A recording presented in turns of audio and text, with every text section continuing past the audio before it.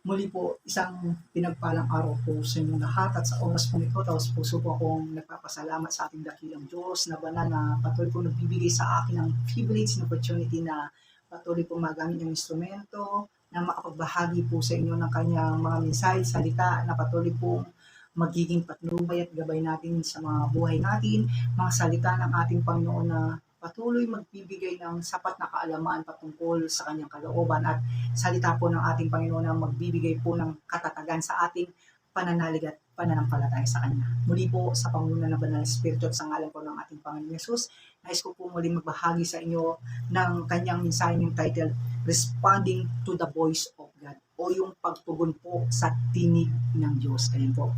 Sa mensahe ito, nais pong iparating sa atin ng ating Panginoong Diyos kung gaano kahalaga ang pagtugon sa kanyang panawagan o sa kanyang tinig o salita, sapagkat ang nais ng Diyos ay matuto tayong tumugon at makarinig sa kanyang tinig upang tayo mabago at magkaroon po tayo ng desire na maisuko po natin ang buhay natin sa Kanya.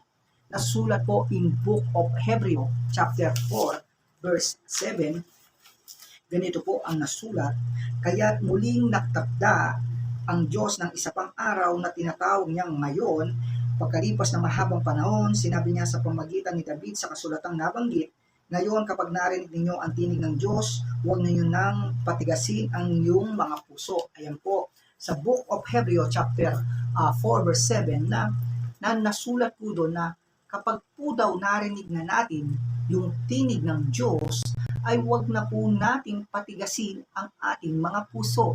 Marami po sa panahon natin ang mga taong nakakarinig na sa salita ng Diyos o nangungusap na pala si Lord sa kanila, pero they ignore it at patuloy nilang binabaliwala yung tinig ng Diyos na sanay sa kanila ay magpapabago at magbibigay ng desire na isuko nila ang buhay nila sa Diyos. Kaya po, ang pagtugon ay isa pong bagay. Napakahalagang bagay ang pagtugon dahil ang pagtugon po sa tinig ng Diyos ang siyang patuloy pong magbibigay ng pagbabago sa ating mga buhay. Kaya po, responding is the starting for changing. Yan po, kailangan po na matuto tayong mag-respond sa tuwing naririnig po natin yung tinig ng Diyos. Ayun po.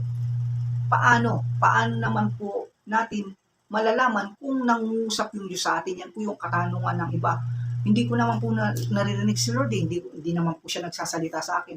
Kaya sa oras na to, nais pong ibigay po yung message nito, ito ni Lord sa atin upang malaman natin kung paano siya nangungusap sa atin o baka hindi po natin alam ilang beses o maraming beses na palang nangusap si Lord sa atin pero patuloy natin siyang ini-ignore at patuloy nating binabaliwala yung pangungusap o tinig niya sa atin. Kaya hindi po tayo nababago, bakit ganito pa rin ang buhay natin. Kaya po paano natin malalaman kung nagsasalita na si Lord sa atin? Meron pong mga tatlong way lang po akong ibibigay sa inyo kung paano po nangungusap si Lord sa atin. Number 1, sa pamagitan ng kanyang salita o through Bible. Ayan po, through the words of God. Kapag po nakakabasa na kayo ng salita ng Diyos, nakakakita na kayo ng mga salita ng Diyos, kung saan man, kung mari naglalakad kayo, bigla kayong ninakit ang salita ng Diyos, that is the sign na nangungusap si Lord sa inyo. Kasi po, through the words of God, doon po pwedeng mangusap si Lord sa atin na kung binasa natin yon at nag-respond po tayo doon sa salita niya, pwede po tayong mabago.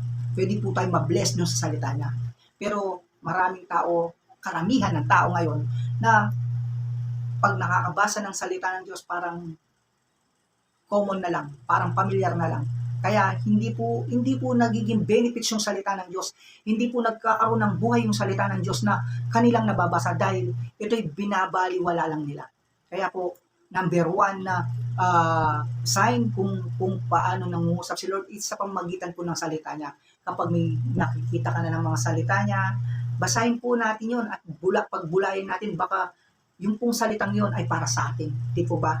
Pangalawa, sa pamamagitan po ng mga lingkod niya. Yan po, isang sign din po na nangungusap si Lord sa atin sa pamamagitan ng mga taong nagsishare sa atin ng kanyang salita.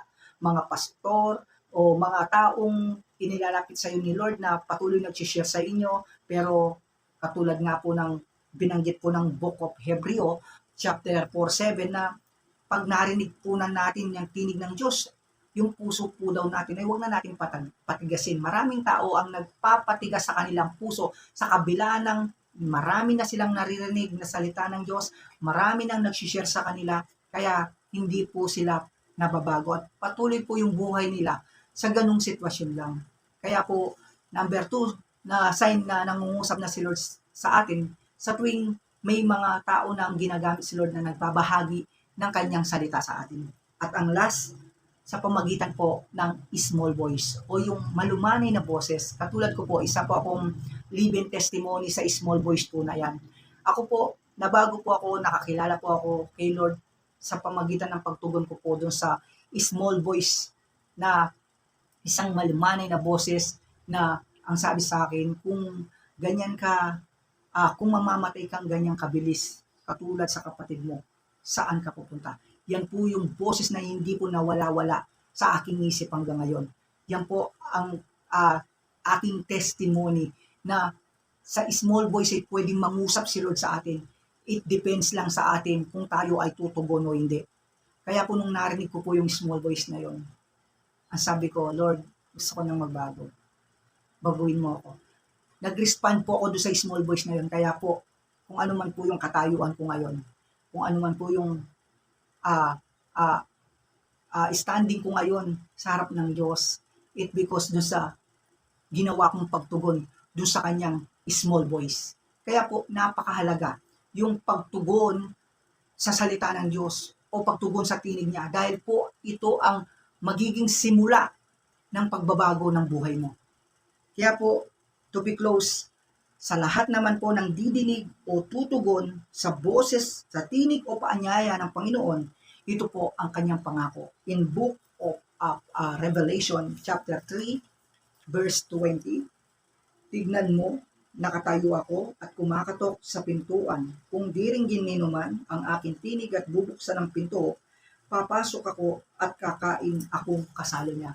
Yan po, napakasarap na pangako po ng ating Panginoong Diyos na kung tayo po ay patuloy na tutugon sa kanyang tinig at patuloy na papapasukin natin ang Panginoong Yesus sa ating buhay, siya po ay maghahari sa ating buhay at siya po ang lubusan na magpapabago sa ating buhay.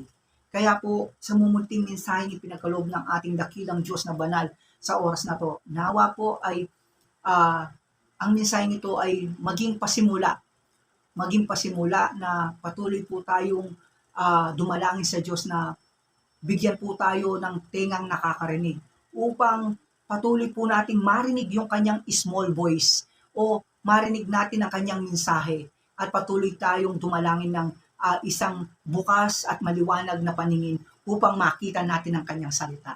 Salita ng ating Panginoon na magpapabago sa atin. Salita ng ating Panginoon na patuloy na magbibigay ng desire sa atin na patuloy na maghangad na isik si Lord sa ating buhay. Muli po, patuloy po ako nagpapasalamat sa ating dakilang Diyos sa oras na to for continually giving us a simple message but a message na patuloy pong magbibigay ng pagbabago sa ating buhay at magbibigay po ng katatagan at pananalig natin at pananampalataya sa ating dakilang Diyos na banal. Maraming salamat po at patuloy kong binabalikan lahat ng papurit pasalamat sa dakilang Diyos na banal at sa ngalan po ng ating Panginoong Yesus. Amen. God bless all.